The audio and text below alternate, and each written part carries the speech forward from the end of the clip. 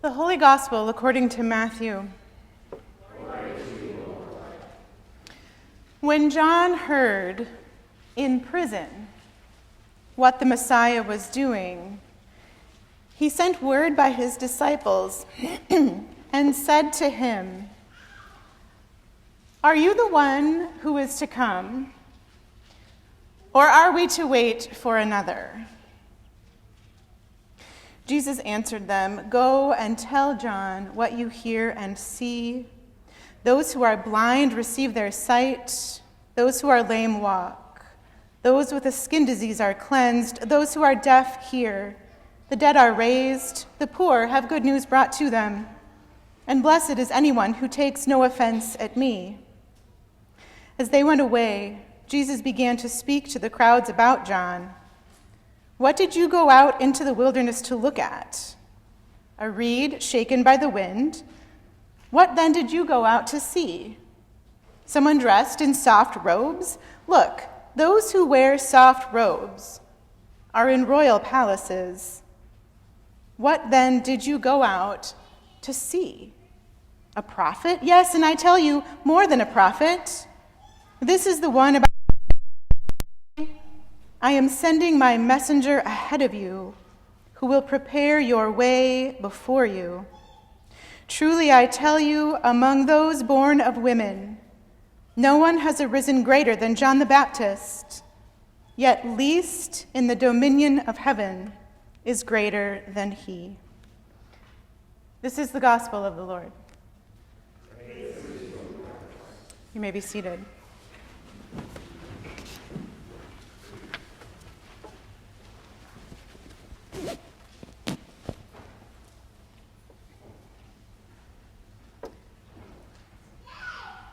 Are you the one who is to come,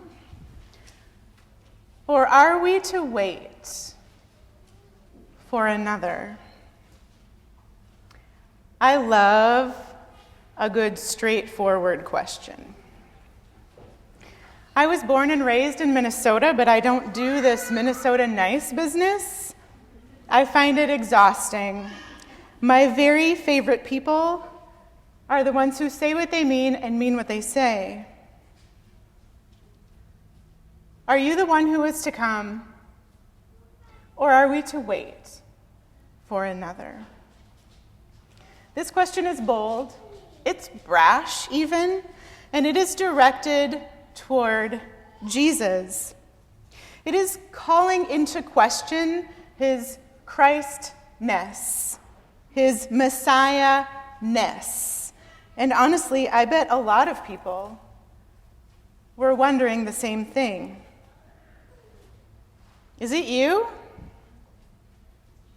Are you the one that we've been waiting for, or should we move on to this next guy over here? The only person that I didn't really expect to be wondering any of this is the one doing the asking.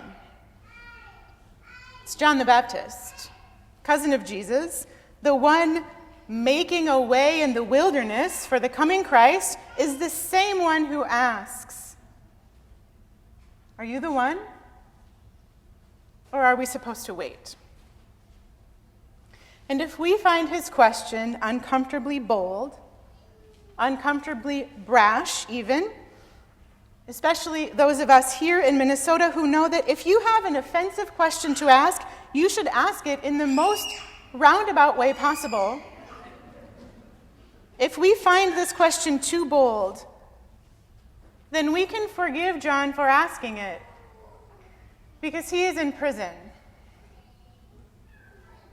He's probably kind of done, if you know what I mean. He is over it. He has given his whole life to this cause. Prophesying the arrival of this man has been John's singular vocation. It has not been a comfortable life or an easy life, but he has pursued this mission with singular purpose. And now he is wondering if this is even the right guy. "Can you just tell me," he asks, confirm or deny, and then we can just move along. Can you hear the exhaustion in his voice? Can you hear how done he is with this waiting and wondering? I love him for it.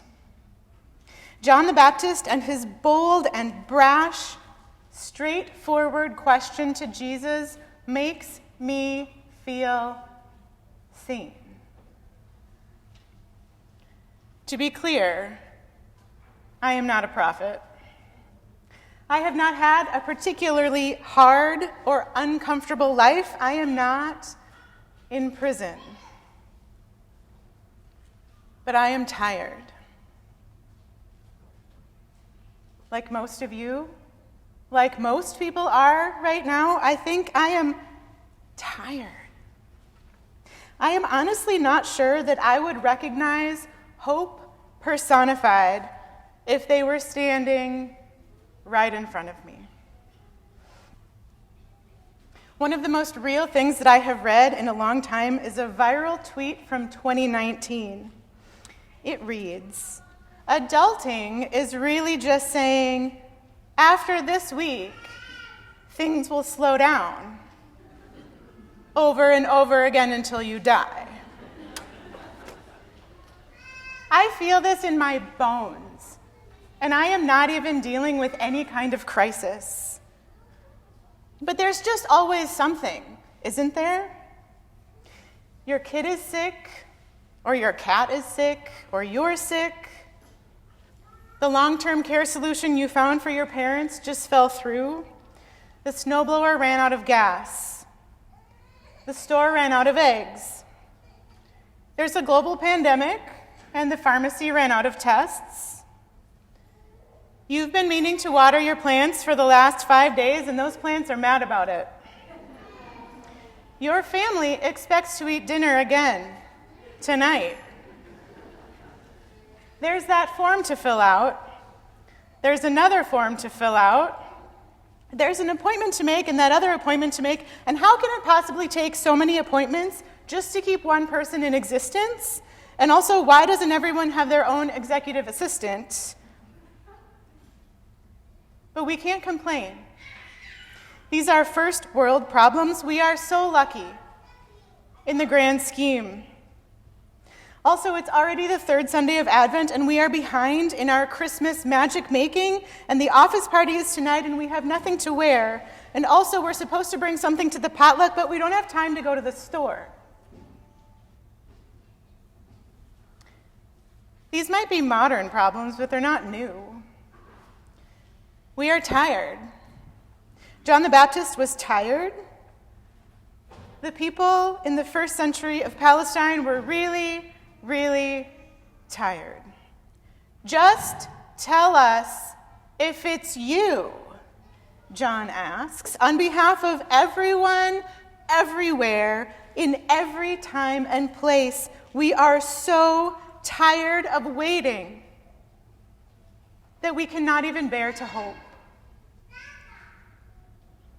And yet here we are, in the middle of this formal liturgical time of waiting and hoping, whether we like it or not, whether we're feeling it or not, whether we have it in us to wait and hope or not.